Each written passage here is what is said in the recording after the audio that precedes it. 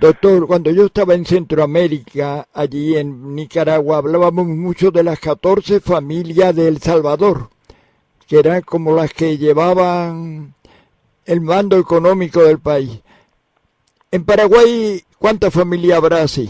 100 familias más o menos, que son súper poderosas, que hacen literalmente lo que les parece mejor. 100 familias, unas 100 familias. Eso depende de cómo uno cuantifique. Sí. Si uno cuantifica en forma un poco más reducida, con fortuna declarada y no declarada, entonces puede llegar a 200 o 300 personas. Pero si uno es estricto y utiliza solamente los bienes declarados, entonces esa cantidad disminuye a 100, más o menos. Bien, el otro tema, Brasil no es ya el gigante de pies de barro, decía usted. ¿Por qué?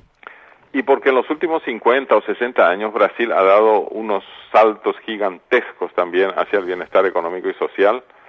En materia de crecimiento económico, Brasil es ya país líder no solamente en Sudamérica, como se decía en 1950, 1960, sino ya es líder mundial. Está entre los países emergentes más grandes y más poderosos de la Tierra ya. Están en el puesto número 6 entre los países de potencia económica, medida por el Producto Interno Bruto. O sea, no estamos hablando ya de cualquier país líder en una subregión, sino estamos hablando de un coloso mundial. Solamente que este coloso mundial tiene todavía, a pesar del gran éxito de Lula y de Dilma en reducir la pobreza, en total 30 millones de pobres extremos y pobres medianamente extremos, nada menos que 30 millones de habitantes pasaron a clase media o a clase media baja, para ser más exacto, ¿verdad? Sí. Lo que significa superar esa pobreza lacerante de gente que no tiene ingresos y que no tiene para comer, ¿verdad? Es muchísimo eso, pero no nos olvidemos que Brasil tiene 200 millones de habitantes y que estaban en la pobreza como 60 millones, y todavía les queda 30 millones de habitantes todavía en situación de pobreza fuerte. Es decir, no es que sea una maravilla Brasil, pero está mucho mejor que hace 50 años. Lo que Brasil ha progresado realmente, pero no tanto, es en cuestiones medioambientales. Todavía tiene mucho que mejorar Brasil. Por ejemplo, lo que está pasando con la desflorestación en el Amazonas. Eso es grave para toda Sudamérica porque es el pulmón más grande que tiene Sudamérica para respirar, ¿verdad? Si ahí también dilapidan los bosques, como estamos haciendo en Paraguay, y cómo vamos a salvarnos de la erosión y del cambio climático, ¿verdad? Sí, es decir, Brasil es una potencia mundial, nos guste o no nos guste. Totalmente. Está con grandes méritos en cuestiones macroeconómicas, pero tiene todavía algunas tareas pendientes de realización en cuestiones sociales, y en cuestiones medioambientales tiene mucho que mejorar todavía. Por eso, ya no es un gigante con pies de barro, es un gigante, pero que tiene dificultades sociales y medioambientales todavía, y ese gigante en esas condiciones es nada menos que el país más influyente en Paraguay. Hay que tenerlo en cuenta. Sí, una pregunta. Ahí en América tenemos países enormes, Argentina, por ejemplo, Colombia, Venezuela, Brasil, pero Brasil fue el que dio el salto más grande. ¿Se debe esto al tamaño o hay otras circunstancias? No, hay otras circunstancias. Brasil es inmensamente rico en todo tipo de riquezas naturales también mineras y tal. Por ejemplo, petróleo. Sí, casi cada año están encontrando yacimientos de petróleo a pocos kilómetros de la costa. Eso, por ejemplo, enriquece siempre a cualquier país. Pero aparte de eso, en el caso de Brasil, lo que tenemos que destacar es que ellos tienen una clase dirigente que suma millones y millones de personas, no estamos hablando de unos centenares de miles, que han sido formados en el exterior, que tienen también centros de capacitación en Brasil que son muy buenos, con federaciones empresariales, con líderes empresariales realmente súper modernos, y a unos líderes políticos que son todos hombres de Estado, como por ejemplo Fernando Henrique Cardoso, el expresidente Lula, el anterior presidente, y esta misma Dilma, tiene una trayectoria increíblemente buena, ha sido guerrillera y ha sentido en carne propia la represión militar en Brasil, y sin embargo se ha podido reconvertir a un hombre de Estado, en este caso a una mujer de Estado, que demuestra en la práctica que la socialdemocracia es posible, es decir, que no es necesario llegar a extremismos de ninguna clase, ni de izquierda ni de derecha, que se puede transitar el camino del centro, pero recogiendo las malas experiencias que se tienen en los extremismos tanto de derecha como de izquierda.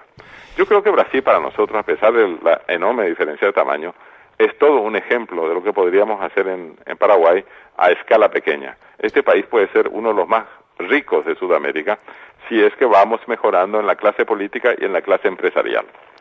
¿La influencia de estar junto a un gran país como Brasil nos achica o nos ayuda? Nos puede ayudar muchísimo si es que somos lo suficientemente inteligentes y astutos para tomar ejemplo de las cosas positivas que tiene Brasil y alejarnos de las negativas que tiene también Brasil, pero sobre todo Argentina últimamente.